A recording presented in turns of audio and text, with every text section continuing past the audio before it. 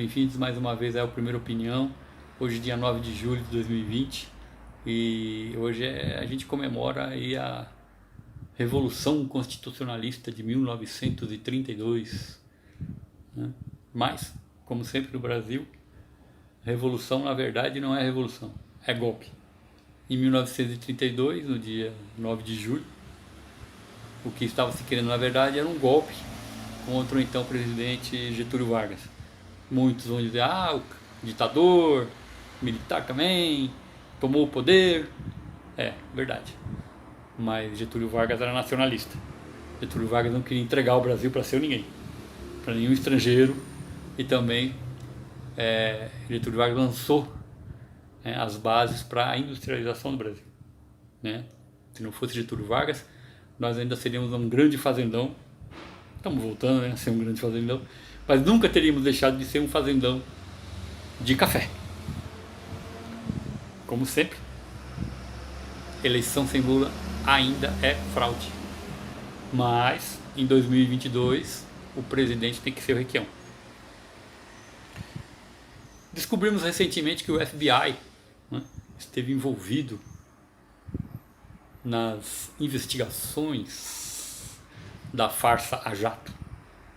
E Deltan Dallagnol trabalhou para os Estados Unidos contra o Brasil por cachim. Essa eu aprendi com o Rômulo Maia. E o governo Bolsonaro, o desgoverno Bolsonaro, acaba de avisar que o ministro da Saúde, que não é ministro, não vai ficar no ministério.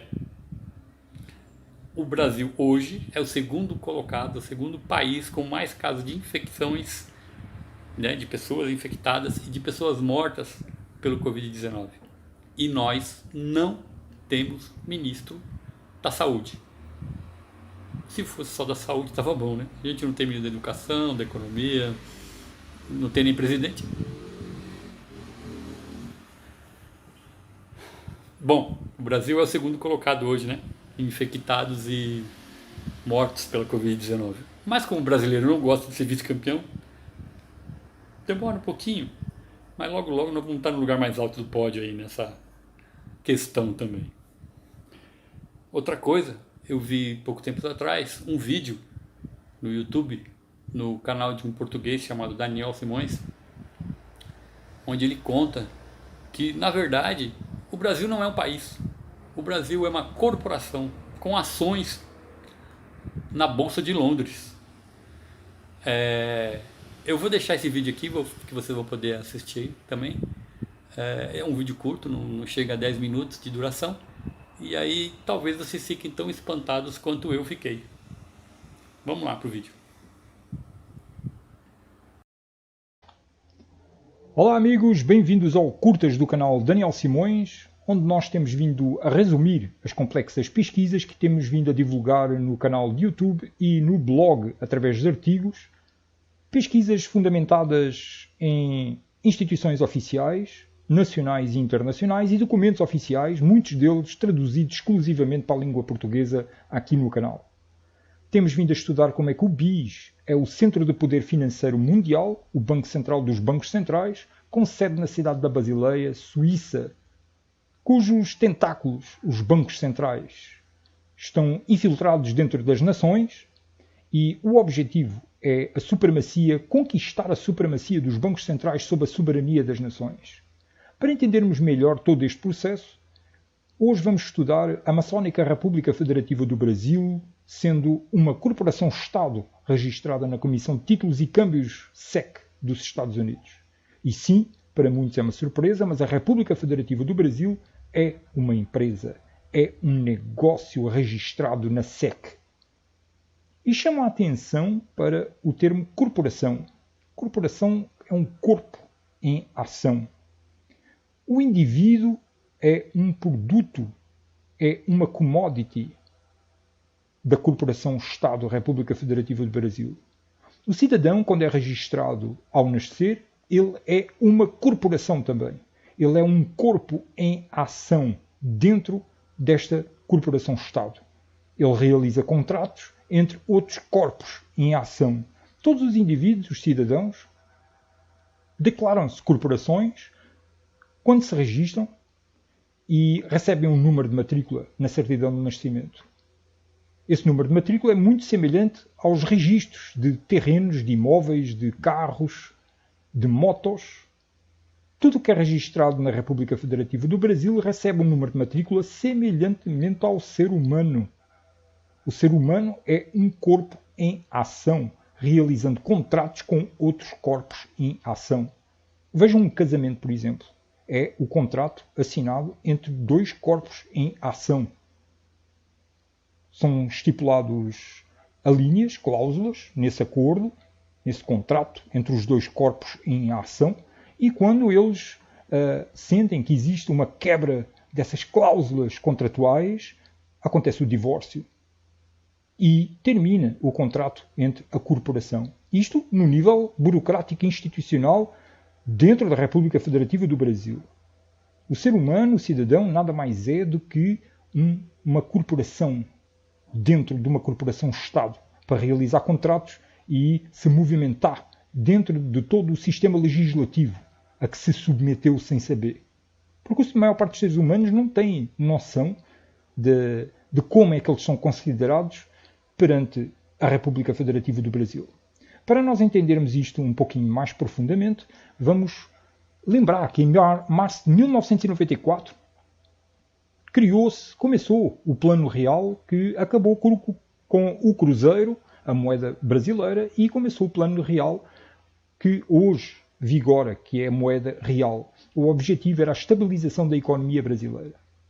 Gustavo Franco, ex-presidente do Banco Central do Brasil, que foi ex-presidente de agosto de 1997 a março de 1999, ele diz o esforço de redesenhar o sistema monetário para que o real pudesse ser uma nova moeda forte exigia que os bancos estaduais, ou seja, do Estado, passassem a atuar tal como os bancos comuns, privados, os que funcionavam no mundo privado, seguindo as diretrizes dos acordos da Basileia ou seriam extintos. Os acordos da Basileia são os acordos do BIS, o Banco Central dos Bancos Centrais. Basileia é a cidade da Suíça onde o BIS tem a sua sede. E os bancos ou submetem-se aos acordos da Basileia ou simplesmente são extintos. Em 5 de novembro de 1996, no Diário Oficial da União, foi publicada a exposição de motivos 512 para a adesão do Banco Central do Brasil ao BIS. O Banco Central do Brasil deveria chamar Banco Central do BIS no Brasil, porque ele, quando foi criado em 31 de dezembro de 1964, no mesmo ano em que começou a ditadura militar, ele absorveu as funções do Banco do Brasil e tomou para si essa posição. Ele foi criado por sugestão de Otto Niemeyer, começou nessa missão aqui no Brasil nos anos 30, mas só em 96 é que ele vai aderir ao BIS, apesar de ter sido criado em 64.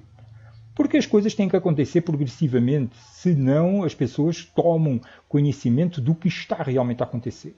O Banco Central do Brasil já foi criado para ser um tentáculo do BIS dentro do Brasil. Em 19 de março de 1997, então, o Decreto Legislativo número 15 aprova o texto do Convênio Constitutivo do Banco de Assentamentos Internacionais, que é a descrição do que é o BIS. Isso foi aprovado e em 96 ainda, vocês podem entrar no Diário Oficial da União e ver no dia 26 de novembro de 1996, da página 18 a 36, toda esta descrição. Vocês também encontram os links dentro do blog do canal Daniel Simões. Os detalhes desta adesão do Banco Central do Brasil ao BIS são muito interessantes, porque ele torna-se acionista do BIS em 1996, o BIS é um banco privado, comprando 3.000 ações em ouro. Ora, uma ação, ela valeu 1 quilo de ouro, praticamente. Uma ação. Eles compraram 3.000. O ouro, naquele tempo, 1 quilo de ouro valia $13.000, mais de $13.000, em 96. Hoje, o valor está de $55.000 por ação. Eles compraram 3.000 ações, o que corresponde a 3.171 quilos de ouro. O que corresponde a 165 milhões de dólares, que na conversão do câmbio de 2020 corresponde a 900 milhões de reais. Então, praticamente, foi 1 bilhão de reais para o BIS, para o Banco Central do Brasil se tornar membro acionista do BIS. O BIS, como nós já vimos anteriormente, possui 121 bancos centrais associados, sendo desses 62 bancos centrais acionistas. 3.000 ações corresponde a 2%, que equivale também a poder de voto. Vimos também que existe uma cúpula de poder dentro do Banco Central, dos bancos centrais, do BIS, constituída por 6 países que possuem mais de 55% das ações. Isto está descrito nos estatutos do BIS, que estão traduzidos no Diário Oficial da União de 26 de novembro de 1996 e estão traduzidos também no blog do canal Daniel Simões. Os 6 países que constituem essa cúpula de poder dentro do BIS são os Estados Unidos, a França, a Inglaterra, a Alemanha, a Itália e a Bélgica, participantes da Segunda Guerra Mundial. Em 1998, sabe-se lá porquê, o Banco Central do Brasil cria uma dívida de 53 bilhões 120 milhões de reais com 19 bancos centrais através do BIS. Em 8 de março de 2002, a maçónica República Federativa do Brasil é registrada como Corporação-Estado na Comissão de Títulos e Câmbios SEC dos Estados Unidos. Na altura, Fernando Henrique Cardoso era Presidente da República, Rubens Barbosa era Embaixador do Brasil nos Estados Unidos e Daniel Rodrigues Alves era Advogado-Deputado-Geral do Tesouro Nacional no Brasil. E começa então em 2002 o processo de emissão de títulos de dívida. A última emissão de títulos de dívida foi no dia 19 de setembro de 2019.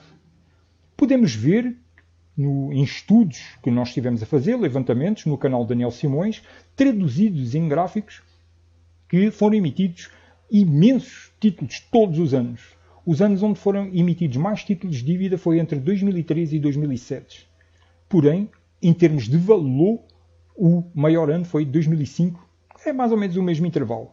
Vocês podem ver ao detalhe todas estas informações dentro do canal, seja no blog, seja nos vídeos de YouTube, onde nós analisamos ao detalhe os artigos que lançamos sempre com todas as fontes oficiais. E então, neste curtas, nós estivemos vendo que a República Federativa do Brasil é uma corporação-Estado, que o Banco Central do Brasil aderiu ao BIS para ficar submisso aos acordos da Basileia, gerar dívida, sugar, como por exemplo agora através da PEC 10, 4,5 trilhões de reais, seguindo as diretrizes dos acordos da Basileia, e a República Federativa do Brasil torna-se uma corporação para poder abrir as portas para toda essa vampirização do povo brasileiro até à miséria. É bom o povo brasileiro começar a compreender a máquina onde está inserido para poder encontrar soluções mais criativas e vivas. Muita luz para todos!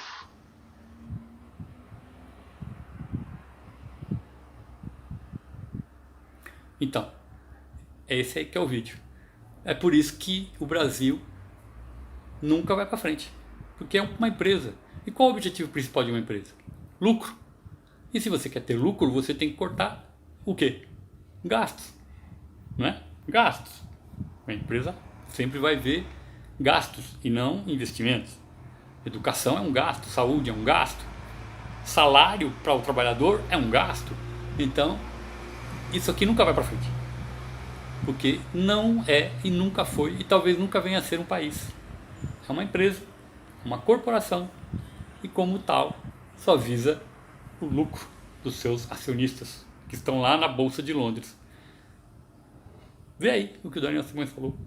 Pesquisa, você vai ver que ele não inventou nada não. O Daniel Simões sempre faz as coisas baseadas em documentações. Ele procura, ele pesquisa e ele só fala aquilo que ele consegue comprovar. Tá bom? Bom, vamos lá. Eu estava dando rapidinho uma olhadinha hoje aí. O Ricardo Eletro, né? O dono da Ricardo Eletro foi preso por sonegação de impostos. Aí. Ora, como é que eu vou obter lucro? Sonegando. O presidente não falava isso já lá atrás, quando ele falava que tudo que ele podia sonegar, ele sonegava? O Ricardo Eletro só está seguindo os conselhos do presidente. Parabéns. Bom, a Covid-19 está dizimando a população indígena, que praticamente foi dizimada quando os portugueses aqui chegaram e continuou sendo dizimada no decorrer dos séculos. E a Covid-19 é mais uma pandemia, mais um vírus para fazer com que a população indígena possa ser definitivamente eliminada. É um perigo, uma tristeza que uma população tão importante para a história do nosso país esteja passando por isso. Mas tem muita ONG por aí, muita ONG por aí querendo usar isso aí para isolar as terras, né, indígenas. Mas não é para proteger eles não, é para tomar as terras mesmo, tá?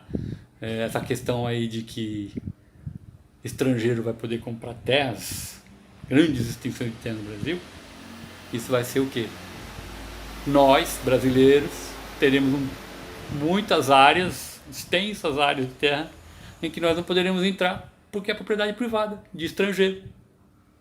E não é coisa de futuro não, hoje já acontece isso.